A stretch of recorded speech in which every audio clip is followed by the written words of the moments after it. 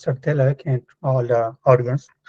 My name is Zia, and I'm a PhD scholar at PhD fellow at Solent University, United Kingdom. And recently, I've written my thesis, PhD thesis on digital media and political mobilization. And I've taken the study of the case of Pashtun Tahaffuz movement. So whatever I'm presenting is not my personal opinion. I don't represent PTM because I'm not any office bearer of the PTM, but as a researcher, it's my topic. So that's why whatever I have studied and whatever I have uh, thoroughly investigated during last 5 years. So that's what I am presenting, a few glimpses of it in the context of today's topic. So PTM are the Pashtun Tahaffuz movement.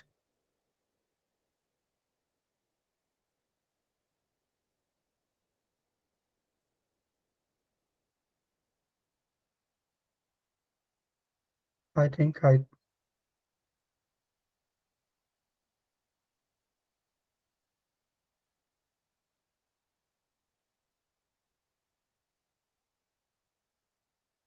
okay. So before going to PTM, let's introduce the Pashtuns. I think the whole world knows about the Pashtuns because they are in the media since last few decades, and a lot of books and a lot of propaganda material is already there. Uh, they have been under this profiling since the British came into this region. They have been writing books on the Pashtuns, and they have been presenting them as someone like warriors or someone, kind of stupidly courageous people who were fighting the British. So there is a history of Pashtun resistance against the British. And since then, they have been writing it because of that colonial legacy. We see the state of Pakistan have been presenting them uh, in a very negative manner. And after 9/11, there was a whole different discourse against Pashtuns. So everything added up to the problem of the Pashtun profiling. So who are Pashtuns? Basically, I'm simply introducing them. I don't think they need an introduction, but still, Pashtuns living across the Durand line in northwest Pakistan or southern and eastern Afghanistan is the 26th largest ethnic group in the world, the second largest majority in Pakistan, whereas they are the largest ethnic group in Afghanistan from 40 to 60%, where they are the dominant ethno-linguistic group since last 300 years. The number of Pashtun tribes and clans is estimated between 300 to over 4,000. They are also the world's largest segmentary lineage ethnic group. The Pashtuns' worldwide population is estimated to be 65 million, which is almost equivalent to the population of UK, Germany, or France. They are 18.24% in Pakistan, according to the UN Population Division. Pashtuns speak Pashto, a language which is an Eastern Iranian language belonging to the Indo-Iranian family. Pashtuns are referred to as the tribes called Paktas. They fought the Battle of 10 Kings in the Rig Vedas, a text of Sanskrit hymns dated back to 1500 BCE. Pashtuns trace their civilization back to 5,000 years. However, this claim is contested. Despite the contested claims of thousands of years of civilization, their civilization is as old as the rivers of Oxus and Indus, the mountains of Hindu Kush and Suleiman, the statue of Buddha in Bamyan, Afghanistan, and the Buddhist archaeological remains in Swat, Taktbai, and Hunt in Pakhtunkhwa, Pakistan. Pashtun have established states, princely states, dynasties, and empires in the Central, Western, and South Asia. Ahmad Shah Durrani, or Abdali, is credited with the building of the first ever Pashtun homeland in the world. The Durrani Empire, for the first time, brought all Pashtuns under one umbrella and political center.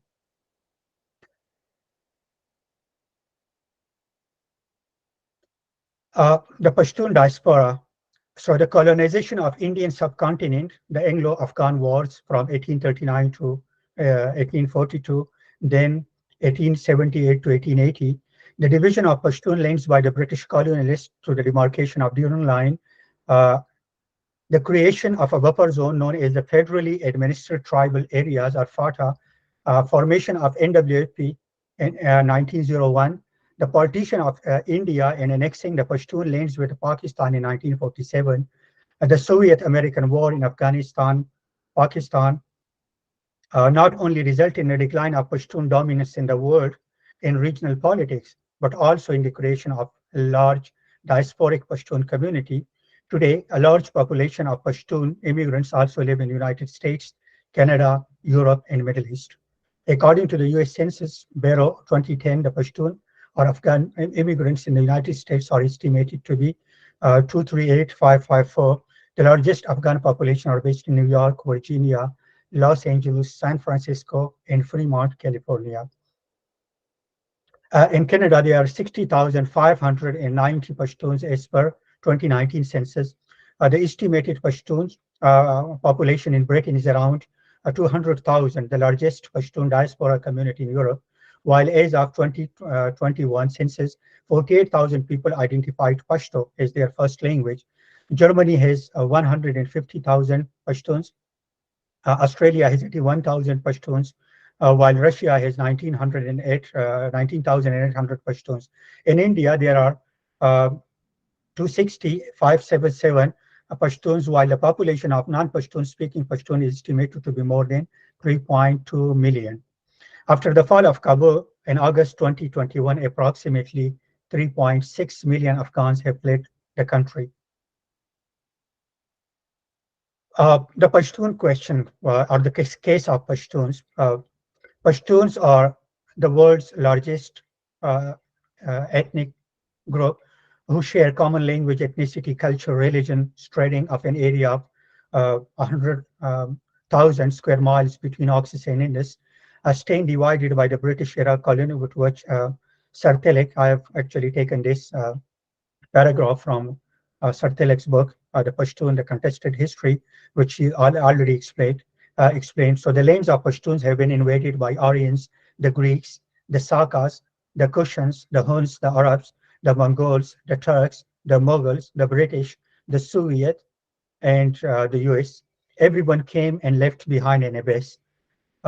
They all came here due to their geographical and geostrategic importance, not for these resources.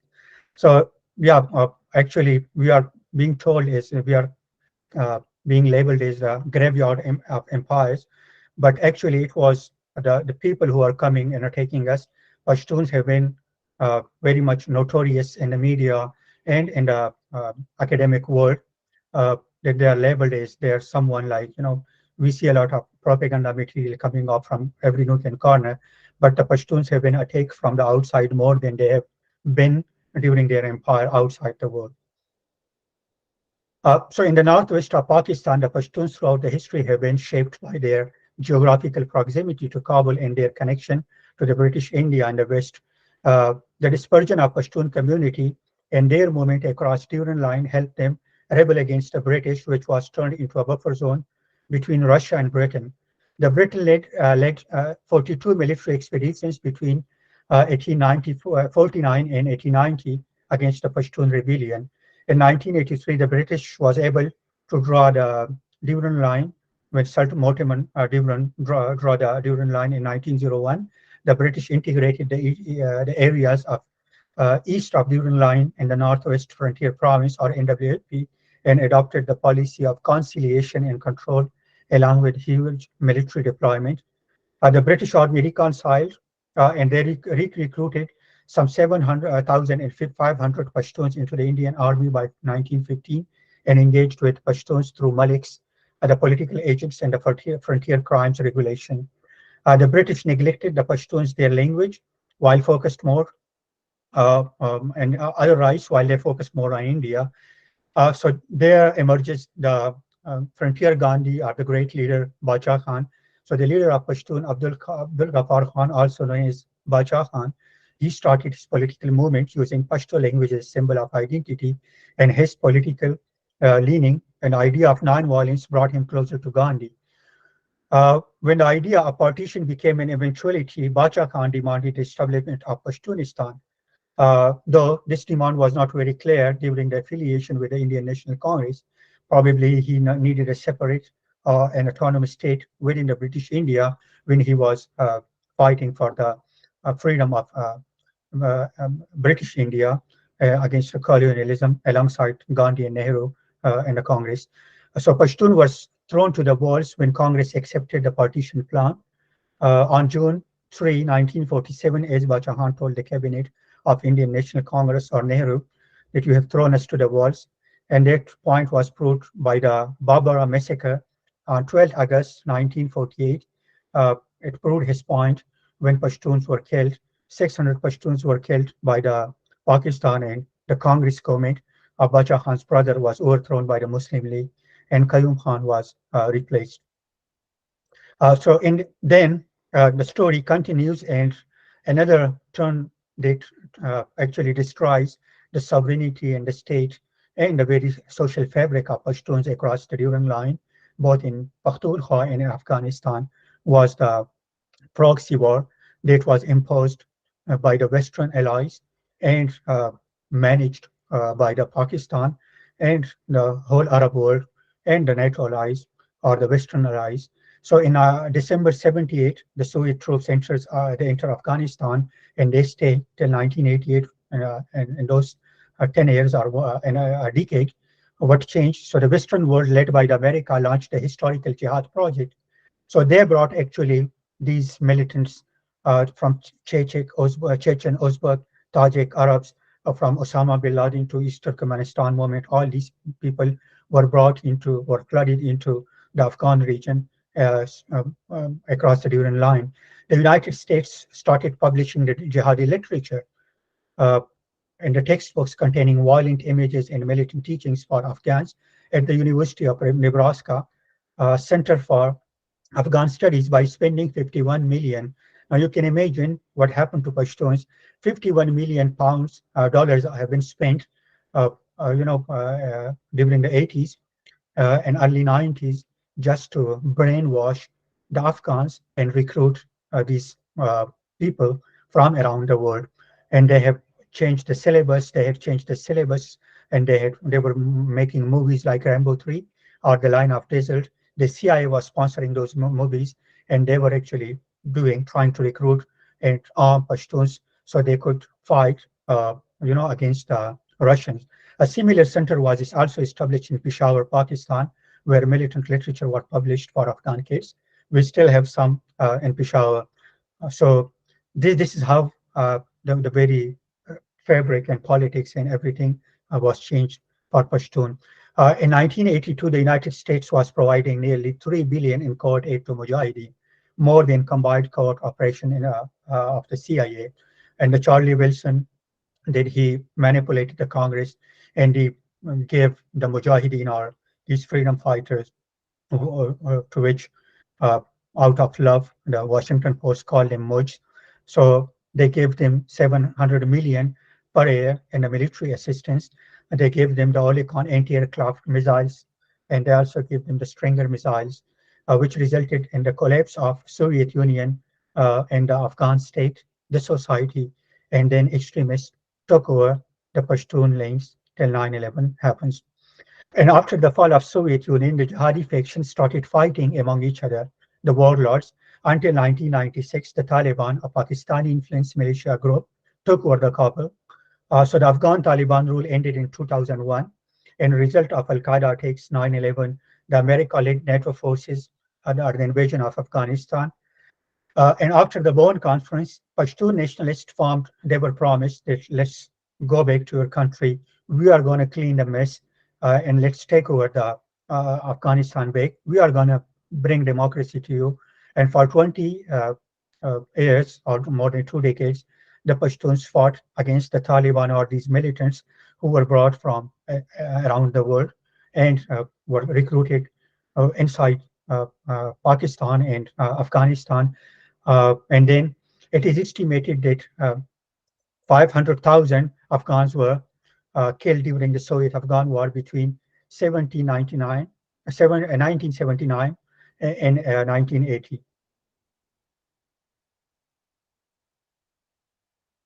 Uh, the case of Pashtuns differs somewhat from other nations. So if we look at, because we have different national movements, the air 2018, and from air 2018 onwards, we see the rise of ethno-nationalism in Pakistan. We see the Kashmiri nationalism. We see the Baloch nationalism there on the rise. Even we see the nationalists rising in Gilgit-Baltistan. There are more than 15 Sindhi nationalist movements. Uh, but the case of Pashtuns is somewhat different from other nationalities or the nationalist resistance movements. They have been struggling for their rights and provincial autonomy inside Pakistan, but democracy has always been a dream in Pakistan. On the other side of the Durand line, Pashtun sided with the socialists in Afghanistan, but the Western Civilized imposed religious fanatics on them. Pashtuns sided with the socialists and the Soviets against imperialism, but they lost the war in Afghanistan.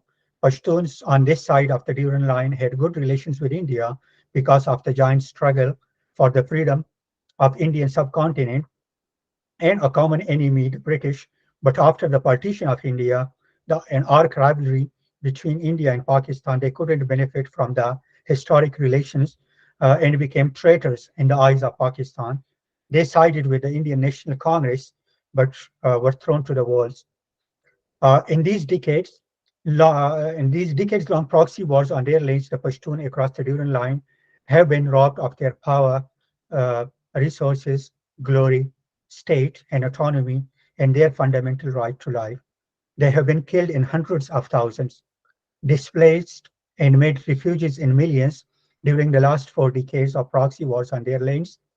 They have been killed more than any other nation around the world after World War II, have suffered more than the Kashmiris and the Baloch, displaced more in number than Palestinians, and is probably the most marginalized nation compared to any other nations around the world.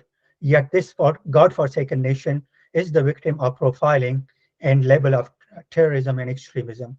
Today, being sick and tired of proxy wars on their lands, the Pashtuns are struggling for life, peace, and their fundamental human rights amid new forms of violence and necropolitics on their lands. The birth of Pashtun Tahaffuz movement is a glimpse of their desperation, longing for peace. The Pashtun Tahaffuz movement has presented the case of Pashtuns before the state of Pakistan and rest of the world in a strong and vivid manner, calling for a new social contract, Truth and Reconciliation Commission, an end to the oppression, occupation, proxy wars on their lands, exploitation of their resources, and violation of their fundamental human rights. It has explicitly stated that Pashtuns would no longer accept any further proxy wars on their soil, any strategic policies of Pakistan and its Western masters, being second-class citizen in the state of Pakistan, and would leave no stone unturned to unite the nation for a common cause. So the Pashtun Tahaffuz movement is a human rights and anti-war social movement inspiring global solidarity that was founded in 2018 after the Long March gatherings, which resulted uh, after the brutal murder of one of the internally displaced uh, person from Waziristan who was killed in a staged encounter by Ravanwar by the Karachi police. Uh, so it's the P team is basically, it lacks a distinct organizational structure. It is a loosely structured like any other social movement, but has nevertheless succeeded in circumventing state censorship through the all-pervasive use of social media platforms, online activism to mobilize for collective action to address Pashtun grievances. Well, there have been so many achievements of PTM because it's a 6-year-old child, but PTM has made tremendous, achievements and has achieved a lot of milestones. I'm just trying to summarize what Pashtun Tahaffuz movement has achieved so far. I just wanted to give you the context of where did this movement, social movement, has come from. So these were the last 300 years of sufferings of the Pashtuns, especially the people who are living across the different line on both sides, like in the federally administered tribal areas, and on the other side in Afghanistan, and these Anglo-Afghan wars, and then proxy wars, and then Pakistani strategic depth policies. So this is what gave birth actually, and the military operations. There have been more than 13 military operations in Pakhtunkhwa since 2011, 2001. In the last 2 decades, there have been more than 13 military operations, small and big. Uh, and now the Pashtuns are sick of these military operations because there have been so many atrocities in these military operations. And now the Pashtuns have unanimously rejected the new military operation called Azm-e-Istehkam that was proposed by the Pakistani state.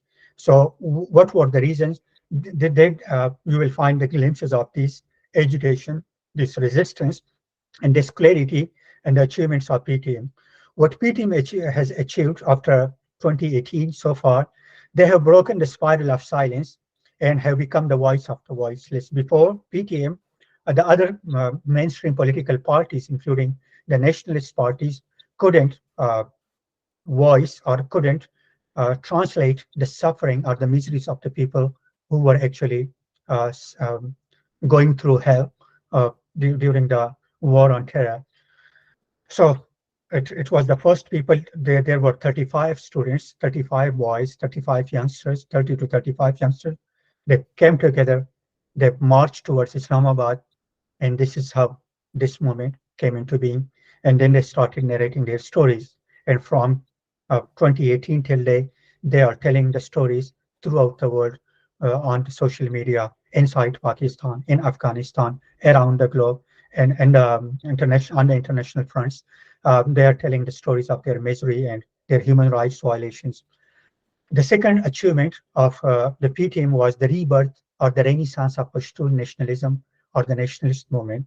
Well, there have been so many, like from Khushal Khan Khattak, who fought the Mughals, uh, uh, who was the father of Pashtun nationalism, uh, from Ahmad Shah Durrani to modern heroes, Fakir AP, the people who fought with the British against the colonists with the guns, and the non-violent soldiers of the non-violent soldier of Pashtun, Bacha Khan. So if we put it simplistically, there have been three major, an oversimplistic representation of three social movements we see was the Roshnai movement of Pir Rohan or Bayezid Ansari.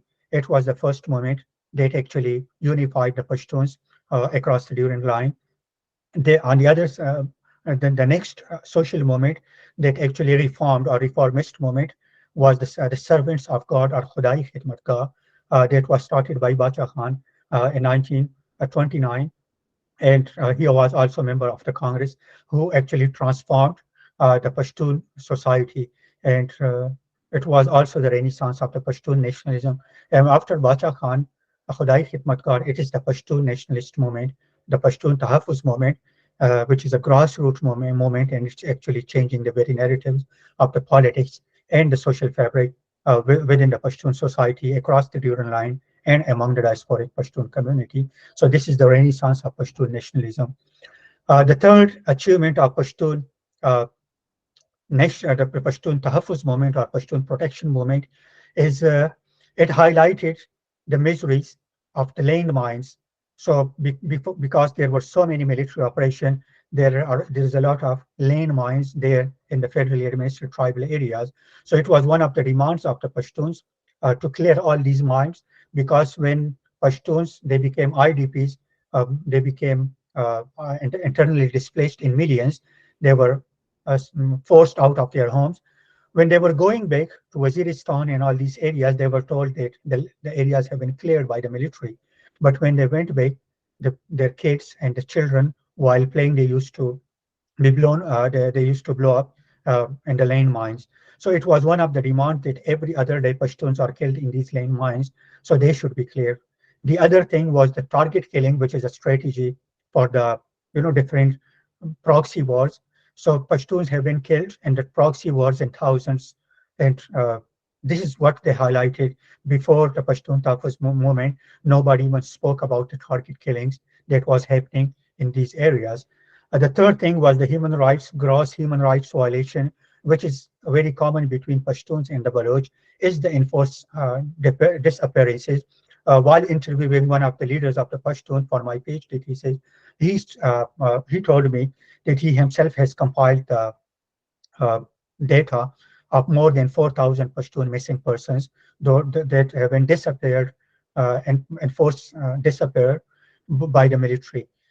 And yeah, there is a commission in Pakistan which has heard more than 4,000 cases of the enforced disappearances from the whole country. But the human rights groups say that the number is much more than what is being told by the state of Pakistan. The other aspect they highlighted was the internal displacement, which I have mentioned before, that they have been displaced in millions, uh, like more than uh, 3 million Pashtuns have been internally displaced due to these proxy wars and these military operations. So this is what they have actually highlighted. Circumventing the state censorship using digital media technologies. Well, Pashtuns don't have a media. Like in Pakistan, we have the 88 TV channels. We have 200, around 200 radio stations. We have 473 newspapers, including weeklies and dailies. But Pashtuns have only three newspapers.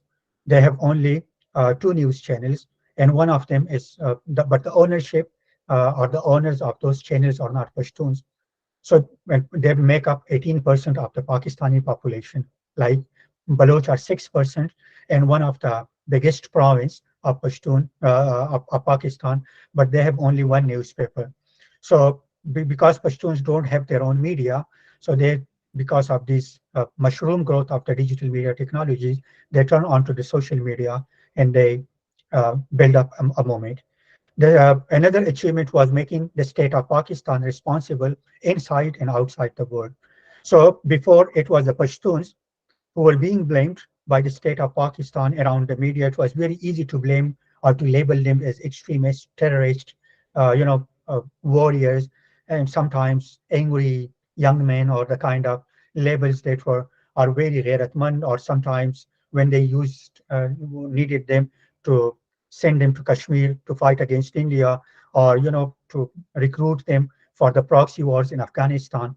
But after the digital media came, they actually changed the very narrative, and they started making Pakistan responsible for the policies.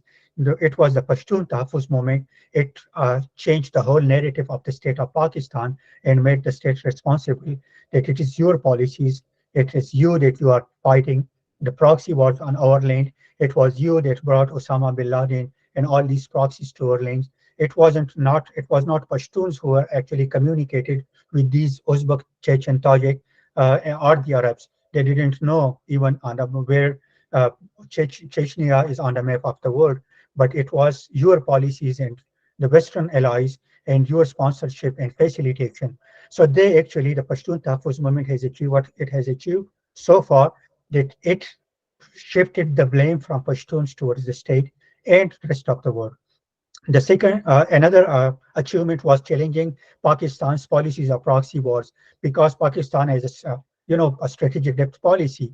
They have been using the Pashtun links for you know, their to make dollars and to fight those proxy wars, because as a contractor, Pakistan has always been fighting those wars for the sake of dollars, and without thinking about the impact of these wars, which are now openly coming out, that what these wars have done to the people.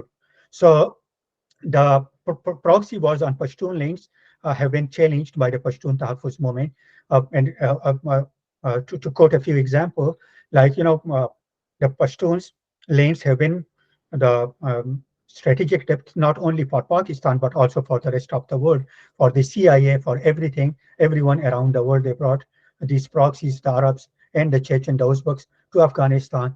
Pakistan brought all these, which Sartilek has mentioned, these three people who were recruited during the 70s by the Bhutto regime and then sent back to Afghanistan to throw acids on the women's faces and start a kind of extremist and Islamist narrative or struggle just to be a proxy of Pakistan. So yeah, this is another. And also, whenever you saw the surgical strike that recently happened a few years back by the India, so they hit Mansehra, Pakhtunkhwa. So it's the Pakistan who are bringing all these came to Mansehra, to Pakhtunkhwa. Osama bin Laden, he was actually taken out from Abbottabad. So he was not in Lahore. He was brought, he was kept in, in Abbottabad. So whenever the Western media found out, oh, he wasn't there. So all these Abdullah, from Abdullah Izam to Osama bin Laden, all these Arabs, they were kept in Peshawar, in Hayatabad, Gulbari, Hikmatyar. So this is how they have chosen this whole land of Pashtuns for the, and even when Indian aeroplane, it was hijacked, it was landed in Kandahar, not in Lahore. When Masood Azhar, the leader of Jaish Muhammad, and Mushtaq Zargar, others were, released from prison by hijacking the plane. So it is the Pashtuns, like India and Pakistan, are fighting their proxy wars, but Pakistan has chosen Afghanistan and Pakhtunkhwa, so this the Pashtun area for this proxy war. So now Pashtuns have been challenging these wars on this side of the Duran line, and this is what Pashtun Tahaffuz movement is standing for. Challenging the Pashtun profiling in the media ideological apparatus. It is one of the major issues because most of the people, they have been illusioned by the excessive propaganda against Pashtuns for decades, from the Western authors to the local authors, from Pakistani media to the international media. There have been Pashtun profiling. In Pakistani media or the ideological state apparatus, from syllabus to media, from movies to national anthems, from ISPR songs, the Pashtun attire, their language, have been, they're portrayed as terrorist or extremist. So the Pashtun have been actually trying to dispel these illusions against Pashtuns, and that's why they're standing up for the rights of the people, and this is what they have achieved so far, and the struggle for and the resistance goes on.